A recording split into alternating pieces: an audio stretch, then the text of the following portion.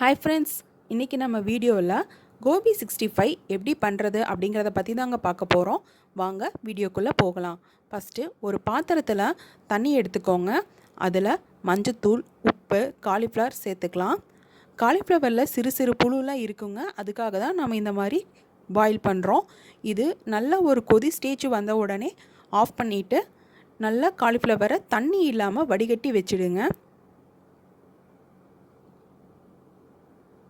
இப்போது இன்னொரு பாத்திரத்தில் மைதா மாவு எடுத்துக்கலாம். தேவையான அளவு அரிசி மாவு சேர்த்துக்கோங்க. அரிசி மாவு சேர்க்குறதுனால நல்லா கிறிஸ்பியாக நமக்கு கிடைக்கும். அடுத்து கார்ன்ஃப்ளவர் சேர்த்துக்கலாம். காரத்துக்கு தக்க மிளகாத்தூள் சேர்த்துக்கோங்க. கரம் மசாலா சேர்த்துக்கலாம். தேவையான அளவு உப்பு சேர்த்துக்கோங்க. இப்போது இஞ்சி பூண்டு பேஸ்ட்டு ஆட் பண்ணிக்கலாம். தண்ணியை லேசாக தெளித்து விட்டு மாவை நல்லா பிசைஞ்சு விட்டுருங்க.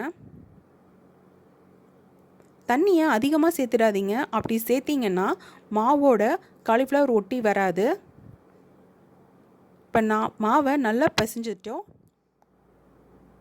காலிஃப்ளவரை மாவில் போட்டு நல்லா பிசைஞ்சு விட்டுருங்க.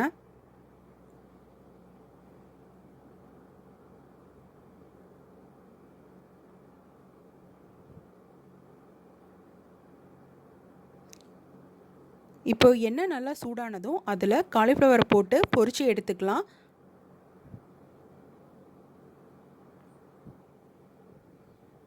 நல்ல மொறுன்னு கோபி 65 ரெடி ஆகிடுச்சுங்க. கண்டிப்பாக ட்ரை பண்ணி பார்த்துச்சு எப்படி வந்துச்சுன்னு கமெண்ட் பண்ணுங்கள்.